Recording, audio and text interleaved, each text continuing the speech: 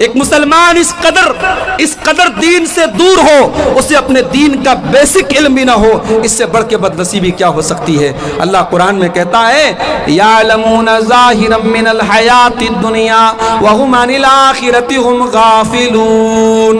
کچھ لوگ ایسے ہوتے ہیں جو دنیا کے بڑے جانکار ہوتے ہیں، دنیا کی بڑی نالج ان کے پاس ہوتی ہے، لیکن آخرت سے بالکل دور ہوتے ہیں، بالکل غافل ہوتے ہیں۔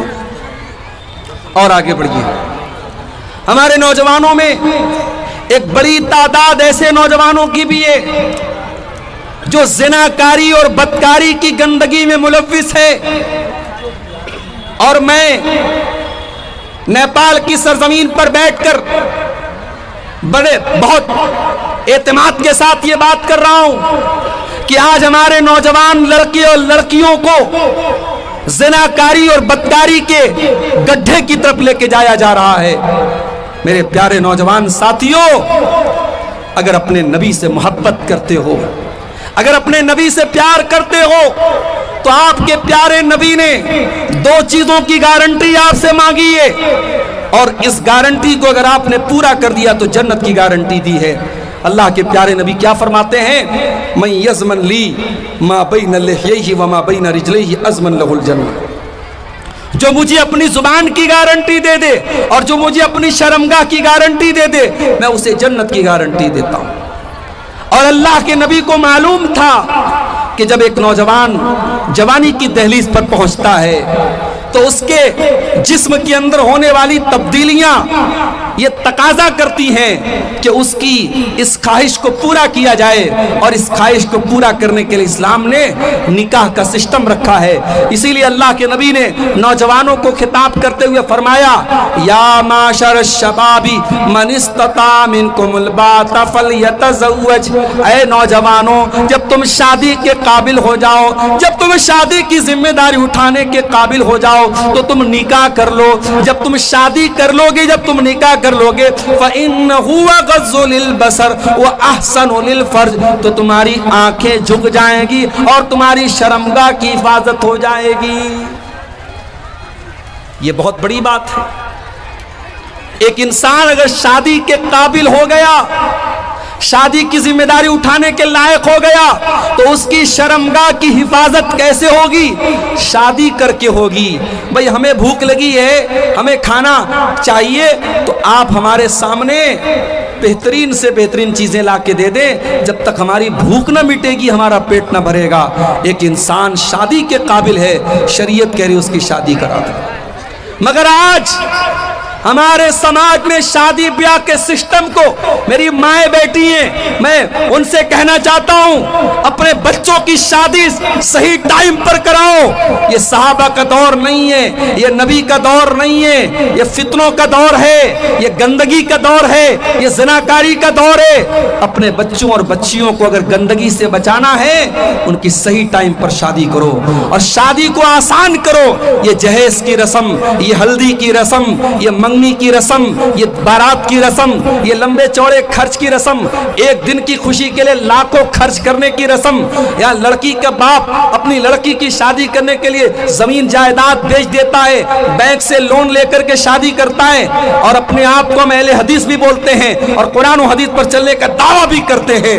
میرے بھائیوں، اگر ہم یہ دعویٰ کرنے کے باوجود اگر ہماری شادیوں میں جہیز کا لین دین ہو رہا ہے، ہماری شادیوں میں یہ رسم و رواج بنائے جا رہے ہیں، تو معاف کیجئے گا، ہم اہل حدیث نہیں ہیں۔ اہل حدیث کے نام پر ہم کلنک ہیں۔ اہل حدیث صرف سینے پر ہاتھ باندھنے کا نام نہیں ہے، صرف آمین زور سے بولنے کا نام نہیں ہے، صرف 8 رکعت تراویح پڑھنے کا نام نہیں ہے۔ اہل حدیث تو اس انسان کو کہتے ہیں جو اپنی عبادات میں، اپنے معاملات میں، اپنے تمام معاملات میں وہ کتاب و سنت کی پیروی کرے۔ میرے بھائیوں، اپنے نکاح کو آسان کرو، رسم و رواج کی بیڑیوں سے اپنے آپ کو آزاد کرو، اور اپنے بچوں کی صحیح ٹائم پر شادی کرو۔ اور شادی کی بات آئی ہے تو یہ بھی آپ کو بتا دینا چاہتا ہوں، شادی میں دینداری کو دیکھا کیجیے۔ میری ماں، جب آپ بہو تلاش کرنے جاؤ تو آپ حور پری جیسی بہو لانے کے بجائے دیندار لڑکی کو بہو بنا کے لاؤ، اور جب آپ اپنی بیٹی کے لیے داماد دیکھنے جاؤ تو شاندار حویلی دیکھنے کے بجائے اور بہترین سروس اور نوکری اور بہترین پیسہ دیکھنے کے بجائے دینداری کو دیکھو. انشاءاللہ وہ دیندار لڑکا آپ کی لڑکی کو خوش رکھے گا اور وہ دیندار بہو آپ کے گھر میں آ کر کے آپ کے گھر کو روشن کر دے گی. اللہ کے پیارے نبی فرماتے ہیں تنکح المرأۃ لأربعین، جب عورت کا نکاح ہوتا ہے تو 4 چیزیں عورت کے اندر دیکھی جاتی ہیں. لمالہا ولحسبہا ولجمالہا ولدینہا، مال دیکھا جاتا ہے، خوبصورتی دیکھی جاتی ہے اور خاندان دیکھا جاتا ہے اور دینداری دیکھی جاتی ہے. آپ نے فرمایا فاظفر بذات الدین تربت یداک، دیندار عورت کو اپنے گھر میں لے کے آ جاؤ، کامیاب ہو جاؤ گے. دیندار عورت جب گھر میں آئے گی ساس کو ماں کا درجہ دے گی، سسر کو باپ کا درجہ دے گی، شوہر کی خدمت کرے گی، اپنے بچوں کی صحیح تربیت کرے گی اور خوبصورتی اور آپ نے رنگ روپ دیکھا ہوگا، گھر میں آ کر کے وہ گھر کا ماحول خراب کر ڈالے گی، شوہر کو برباد کر ڈالے گی، بچوں کی نہ صحیح تربیت کرے گی نہ گھر کے اندر دینداری پیدا کرے گی. میرے پیارے بھائیوں، گھر کے اندر دیندار عورت کو آپ نکاح کر کے لائیے. اور جب دیندار عورت گھر میں آئے گی تو آپ یاد رکھیے دنیا کی سب سے بڑی دولت نیک عورت ہوتی ہے. اللہ کے نبی فرماتے ہیں الدنیا متاع وخیر متاع الدنیا المرأۃ الصالحہ، دنیا کی سب سے قیمتی دولت نیک عورت ہوتی ہے. اور نیک عورت کی پہچان کیا ہوتی ہے؟ نبی سے پوچھا گیا اے اللہ کے نبی سب سے بہترین عورت کون سی ہے، سب سے اچھی عورت کون سی ہے؟ اللہ کے نبی نے فرمایا کہ بہترین عورت وہ ہے جس کے اندر 3 چیزیں پائی جاتی ہیں. بہترین عورت کی نشانی 3 چیزیں ہیں. التی تسرہ اذا نظر وتطیعہ اذا امر ولا تخالفہ فی نفسہا ومالہ بما یکرہ. بہترین عورت وہ ہے شوہر دیکھے تو خوش ہو جائے. یہ جلسے میں بن سور کے جا رہی ہیں، یہ شادیوں میں میک اپ کر کے جا رہی ہیں، یہ فنکشنز میں یہ گھومنے پھرنے کے لیے سج سور کے جا رہی ہیں اور شوہر کے لیے کبھی اپنے آپ کو سجایا نہیں، کبھی اپنے آپ کو سنوارا نہیں. اگر ایسی عورتیں یہ شکایت کرتی ہیں کہ میرا شوہر میری طرف دھیان نہیں دیتا، میرا شوہر مجھ سے محبت نہیں کرتا، میرے شوہر کو میری پرواہ نہیں ہے، تو ایسی عورتوں کی شکایت فضول ہے. اللہ کے نبی کہہ رہے ہیں کہ شادی شدہ عورت اپنے شوہر کے لیے میک اپ کرے، اپنے شوہر کے لیے سجے اور سنورے. التی تسرہ اذا نظر، جب شوہر دیکھے تو خوش ہو جائے. اور دوسری چیز کیا ہے؟ وتطیعہ اذا امر، جب شوہر کوئی بات کہے تو بیوی بات مانے، بیوی شوہر کی فرما بردار ہو. میری مائیں بہنیں غور سے سن لیں، بعض عورتیں ایسی ہوتی ہیں ہر جلسے میں جاتی ہیں، ہر تقریر سنتی ہیں، ہر پروگرام میں جاتی ہیں، جمعہ کے خطبے میں جاتی ہیں، بڑی نیک ہوتی ہیں، بڑی دیندار ہوتی ہیں، مگر شوہر کی ایک بات نہیں مانتی، شوہر کے ساتھ عزت سے بات تک نہیں کرتی، شوہر کو اپنی انگلی پر نچانے کا کام کرتی ہیں. ایسی عورتیں کان کھول کر کے سن لیں، ایک شادی شدہ عورت جب تک اپنے شوہر کی بات نہ مانے، اس کی اطاعت نہ کرے، اس کو خوش نہ رکھے، وہ جنت میں نہیں جا سکتی ہے. اللہ کے نبی نے فرمایا کہ یہ دوسری نشانی ہے کہ عورت اپنے شوہر کی بات مانے. اور تیسری نشانی کیا ہے کہ جب شوہر کی کے مال کی اور اپنے عزت و آبرو کی حفاظت کرے، کوئی ایسا کام نہ کرے اپنے بارے میں جو شوہر کو برا لگے اور شوہر کے مال کو بے تحاشا خرچ نہ کرے. تو میرے بھائیوں، نکاح کے موقع پر آپ دینداری کو ترجیح دیجئے.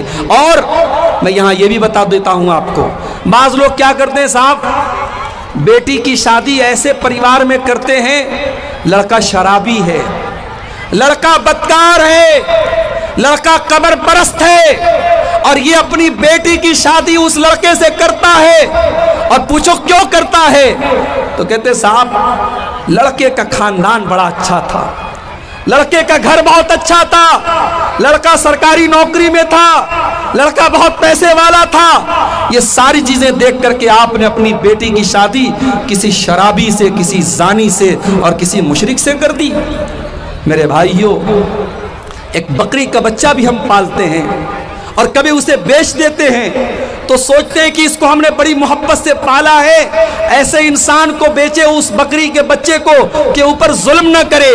جانور کے اوپر بھی ہم ترس کھاتے ہیں، اپنی پھول جیسی بچیوں کو पालते हो, पोसते हो, उनके हर शौक और अरमान पूरे करते हो, और जब वो बेटी शादी के काबिल हो जाए तो किसी भी ऐरे गैरे नत्थु खैरे के हवाले कर देते हो, किसी शराबी के हवाले कर देते हो, किसी जानी के हवाले कर देते हो। माफ करना मेरे भाइयों, तुमसे अच्छे तो अरब के वो लोग थे जो अपनी बेटियों को पैदा होने के बाद जमीन में जिंदा गाड़ देते थे। आपने जवान होने के बाद अपनी बेटियों को जहन्नम में डाला है। नहीं मेरे भाइयों, जब बेटियों का रिश्ता देखने जाओ तो शराबी और जानी से अपनी बेटियों का रिश्ता न करो। बाज़ लोग कहते साहब हमारी बेटी जाके माहौल सही कर देगी, हमारी बेटी सुधार देगी, हमारी बेटी शराबी को सही कर देगी, जानी को सही कर देगी। माफ करना मेरे भाइयों, आपकी बेटी कोई सर्फ एक्सेल नहीं है, कोई एरियल पाउडर नहीं है। वो लोगों की गंदगी को जाके साफ करेगी, वो शराबी को जाके सही कर देगी। मैंने रोते हुए देखा है बेटियों को, माँ बाप की गलती की सजा बेटियों को रोते हुए और भुगतते हुए मैंने देखा है। जब आप अपनी बेटी के लिए दामाद देखने जाएं तो दीनदारी को देखा करें मेरे भाइयों, दीनदार और नेक लड़के को अपना दामाद बनाएं। अल्लाह के प्यारे नबी फरमाते हैं, इज़ा खतब इलैकुम मिम्मन तरदौन दीनहु व खुल्क़हु फज़व्विजूहु। जब तुम्हारी बेटी के लिए ऐसा रिश्ता आ जाए, लड़का दीनदार है, लड़का बाखलाक है, लड़का अच्छा है, फज़व्विजूहु, तो तुम अपनी बेटी की शादी उससे कर दो। इल्ला तफ़अलू, अगर तुम ऐसा नहीं करोगे, तकुन फितनतुन फिल अर्ज़ि, तो जमीन के अंदर फितना और फसाद फैल जाएगा, जमीन के अंदर बिगाड़ फैल जाएगा। और आज वो बिगाड़ फैल चुका है मेरे प्यारे साथियों।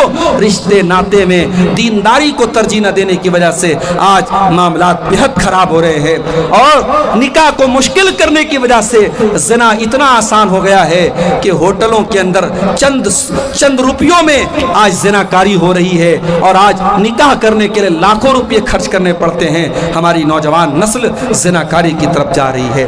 और जब ज़िना की बात आई है तो ये भी कान खोल करके सुन लो, सिर्फ ज़िना हराम नहीं है, ज़िना तक लेके जाने वाले चोर दरवाजे भी हराम हैं। ज़िना तक लेके जाने वाले चोर दरवाजे भी हराम हैं। घर में अगर देवर भाभी के बीच में पर्दा नहीं है, घर में अगर जीजा साली के बीच में पर्दा नहीं है, घर में अगर चाचा के लड़के, मामा के लड़के, खाला के लड़के से आपकी लड़की पर्दा नहीं करती है, तो ये भी आप अपने बच्चों को ज़िनाकारी की तरफ लेके जा रहे हैं। मेरे भाइयों, जिस तरीके से आप अपने मोहल्ले के और समाज के लड़कों से अपनी जवान बेटी को बचाते हैं, उसके खाला के लड़के, उसके मामू के लड़के, उसके चाचा के लड़के भी उसके लिए गैर महरम हैं, और उनसे भी आपको बचाना है। आज अफसोस की बात है, मुसलमान के घर में महरम गैर महरम का कोई फर्क नहीं है। मोहल्ले के जवान लड़के आते हैं और आपकी बेटी उनसे कोई पर्दा नहीं करती, उनके साथ हंसी मजाक हो रहा है, बातचीत हो रही है। ये सारी चीजें घर को गंदगी की तरफ लेके जाती हैं, समाज को ज़िनाकारी की तरफ लेके जाती हैं। और यही नहीं, घरों के अंदर पहनावा कैसा है, आपकी बेटी कपड़ा कैसा पहनती है, आपकी बहन और आपकी बीवी कपड़ा कैसा पहनती है, ये भी बहुत मैटर करता है। आप नेपाल जैसे मुल्क में रहते हैं, आप अगर किसी बड़े शहर में रहते हैं और फैशन वाले कपड़े आपके घर में पहने जा रहे हैं, और वो कपड़े जिन कपड़ों के बारे में अल्लाह के नबी ने फरमाया, व निसाउन कासियातुन आरियातुन मुमीलातुन माइलातुन, ऐसी औरतें कि जो कपड़ा पहनने के बावजूद नंगी होंगी, जिनका कपड़ा उनके जिस्म को जाहिर करेगा, उनका जिस्म नजर आएगा, ऐसा कपड़ा पहनने वाली औरतें जहन्नम में जाएंगी। माफ करना मेरे भाइयों, अगर ऐसा कपड़ा आपके घर में पहना जाता है, वो कपड़ा पहनने वाली लड़की बाद में गुनहगार होगी, उससे सवाल बाद में किया जाएगा। पहले बाप से सवाल होगा, उसने बेटी को ऐसा कपड़ा ला के कैसे दिया, पहले भाई से सवाल होगा, उसने बहन को ऐसा कपड़ा ला के कैसे दिया, पहले शौहर से सवाल होगा, उसने बीवी को ऐसा कपड़ा ला के क्यों दिया। मेरे भाइयों, अगर आज हमारी औरतों के अंदर बेहयाई आ रही है तो ये एक तरफा मामला नहीं है, हमारे मर्द हजरात भी बेगैरत हो रहे हैं। जब मर्द बेगैरत होता है तब औरत बेहया होती है। इसलिए अगर औरतों को हयादार बनाना है, औरतों के अंदर शर्म और हया को पैदा करना है, तो मर्दों को बागैरत बनना पड़ेगा, मर्दों को गैरत वाला बनना पड़ेगा। जिस समाज के मर्द बेगैरत हो जाएं, जिस समाज के मर्द दयूस हो जाएं, जिनके घरों में बेहयाई का काम हो اور مردوں کو کوئی فرق نہ پڑے تو اس سماج میں میرے بھائیوں گندگی عام ہوتی چلی جائے گی۔ اللہ کے پیارے نبی فرماتے ہیں کہ 3 لوگ ایسے ہوں گے جن کی طرف اللہ تعالیٰ قیامت کے دن نہ تو دیکھے گا، نہ بات چیت کرے گا، نہ پاک اور صاف کرے گا۔ ان 3 لوگوں میں کوئی انسان بھی ہوگا، الدیوس الذی یقر فی اہلہ الخبث، وہ بے غیرت انسان، وہ دیوس انسان، وہ بے شرم انسان جس کے گھر میں غلط کام ہو رہا ہو اور اس کو کوئی فرق نہ پڑتا ہو، اس بے غیرت سے بھی اللہ تعالیٰ قیامت کے دن ناراض ہو جائے گا۔ تو میرے بھائیوں زناکاری اور بدکاری سے اگر اپنے گھروں کو بچانا ہے تو ہمیں اور آپ کو اپنے اندر غیرت پیدا کرنی ہوگی اور گھر کی عورتوں کو شرم و حیا سے آراستہ کرنا پڑے گا۔ اور 2 چیزیں اور بیان کر کے بات ختم کرتا ہوں، 10 منٹ کا ٹائم میرے پاس بچا ہے۔ ایک اور چیز ہمیں سماج کے اندر دیکھنے کو ملتی ہے، ہمارے سماج میں اس وقت ہم نیپال میں بیٹھے ہوئے ہیں۔ کل میں مولانا جلال الدین قاسمی صاحب کے ساتھ میرا پروگرام نیپال کے لمبنی میں تھا۔ قاسمی صاحب کہنے لگے مولانا جب سونولی بارڈر ہم نے کراس کی ہے، داہنی طرف بھی شراب کی دکان ہے، بائیں طرف بھی، بارڈر کے اندر داخل ہوتے ہی شراب کی دکانیں شروع ہو جاتی ہیں۔ شراب اس قدر عام ہے اور یہ شراب پینے والا صرف کافر نہیں ہے، صرف مشرک نہیں ہے، یہ شراب پینے والا مسلمان بھی ہے اور بڑی تعداد میں مسلمان نوجوان شراب پی رہا ہے۔ میرے بھائیوں یہ شراب کی لعنت، یہ نشے کی لعنت آپ کے گھر کو برباد کر رہی ہے، آپ کی روزی روٹی کو برباد کر رہی ہے۔ جب شراب پی کر کے نوجوان گھر میں آئے گا، کتنے لائٹ کٹ جانے کی وجہ سے تھوڑا سا بیچ میں ڈسٹربنس ہوا، بہرحال آپ حضرات سکون سے بیٹھے، میں اپنی بات کو سمیٹ کر کے بات ختم کرنے جا رہا ہوں۔ بات میں کر رہا ہوں شراب۔ آج ہمارے نوجوانوں کو شراب کی لت برباد کر رہی ہے، اور شراب ایک ایسی چیز ہے کہ حضرت عثمان غنی رضی اللہ تعالیٰ عنہ کہا کرتے تھے ان الخمر ام الخبائث، یہ تمام برائیوں کی جڑ ہے شراب۔ ایک انسان جب شراب پی لے گا وہ زنا بھی کر سکتا ہے، شراب پی کر کے انسان قتل بھی کر سکتا ہے۔ شراب پی کر کے آج کتنے روڈ ایکسیڈنٹ ہو رہے ہیں اور آج ہمارے نوجوان اس شراب کی لعنت میں گرفتار ہیں۔ میرے بھائیوں ایک مسلمان کے لیے بس اتنا کافی ہے کہ اس کے رب نے قرآن میں جب شراب کو حرام کیا تو صرف اتنا نہیں کہا کہ شراب مت پیو، بلکہ اللہ نے کیا فرمایا، یا ایھا الذین آمنوا انما الخمر والمیسر والانصاب والازلام رجس من عمل الشیطان۔ اے ایمان والو، یہ شراب اور جوا یہ گندے کام ہیں، یہ شیطان کے کام ہیں، فاجتنبوہ، تم ان سے بچو، لعلکم تفلحون، تبھی تم کامیاب ہو سکتے ہو۔ انما یرید الشیطان ان یوقع بینکم العداوۃ والبغضاء فی الخمر والمیسر ویصدکم عن ذکر اللہ وعن الصلاۃ۔ شیطان یہ چاہتا ہے تو شراب پی کر کے اور جوا کھیل کر کے ایک دوسرے سے لڑائی کرو، ایک دوسرے کے دشمن بن جاؤ، اور شیطان یہ چاہتا ہے تم شراب کے نشے میں پڑھ کر کے اللہ کے ذکر سے اور نماز سے دور ہو جاؤ۔ جتنی دیر انسان نشے کی حالت میں رہے گا وہ نماز سے دور رہے گا، اللہ کے ذکر سے دور رہے گا۔ اس لیے میرے نوجوان ساتھیوں، شراب کو ترک کر دو، شراب کو چھوڑ دو، شراب سے اپنے آپ کو بچاؤ، اپنے گھر اور پریوار کو بچاؤ۔ یہ ایسی لت ہے جو آپ کے گھروں کو برباد کر دے گی۔ اور اللہ کے نبی کیا فرماتے ہیں، صحیح مسلم کی روایت ہے کہ جو انسان شراب پیے گا، اللہ کا وعدہ ہے، اللہ نے اپنے ذمہ وعدہ کر کے رکھا ہے کہ جو شراب پیے گا ان یسقیہ من طینۃ الخبال، اللہ تعالیٰ اس کو جہنمیوں کا پیپ اور مواد پلائے گا، اسے جہنمیوں کا گندا خون پلایا جائے گا، اسے جہنمیوں کا پیپ اور مواد پلایا جائے گا۔